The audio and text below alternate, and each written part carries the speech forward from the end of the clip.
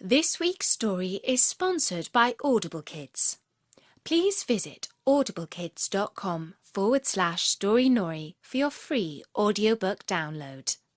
The Boy Who Cried Wolf. Hello, this is Natasha, and I'm dropping by with a famous fable by Aesop. It's told by an old man who remembers the biggest lesson of his life, the one that got him branded forevermore as the boy who cried wolf. But before the story, I'd just like to ask you a question. Do you know the song that goes, "The wheels on the bus go round and round"? Yes, of course you do. Well, you can buy an audiobook from our sponsor Audible Kids that has this and loads of other songs that you can sing and clap along to. It's called Mother Goose Wheels on the Bus Move Along Songs, and you can download it by going to audiblekids.com/storynori or by following the link in our sidebar. Now, where was I? Ah, yes, the story. When I was a lad, my father used to send me out to the fields each day to watch over his sheep.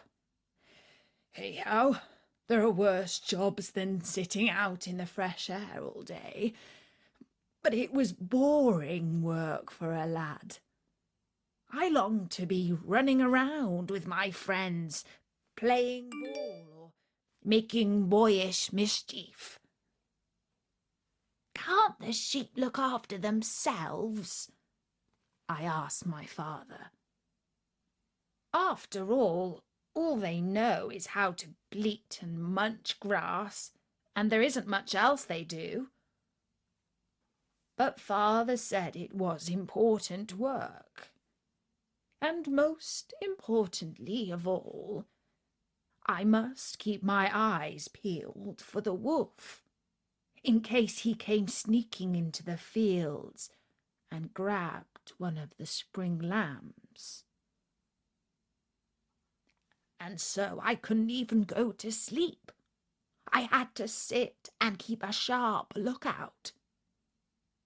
And a few weeks of this I got so bored that I began to wish that wolf would show up and give me something to do. And then I got thinking to myself, let's liven things up a bit, I thought. Let's play a trick on the villagers. And so I got up and ran as fast as I could into the village, shouting at the top of my voice, "Wolf! Wolf! Wolf!" And the villagers grabbed sticks, rolling pins and pitchforks and came running up the field to chase away the wolf. But when they got there, all was peaceful. The lambs were frolicking as usual, quite unmolested. And I laughed. "Ha ha! Fooled you all!" But none of the villagers laughed with me. Some of them grumbled, and the blacksmith became quite angry and shouted at me.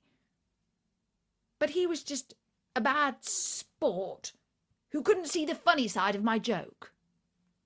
And so a week later, I did the same thing again. Only this time I put on an even better act. I dubbed red paint on my arm and pretended that the wolf had bitten me.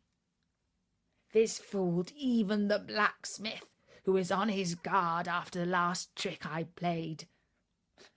And when they all arrived, breathless in the field again, I called out, "Ha ha! I fooled you!"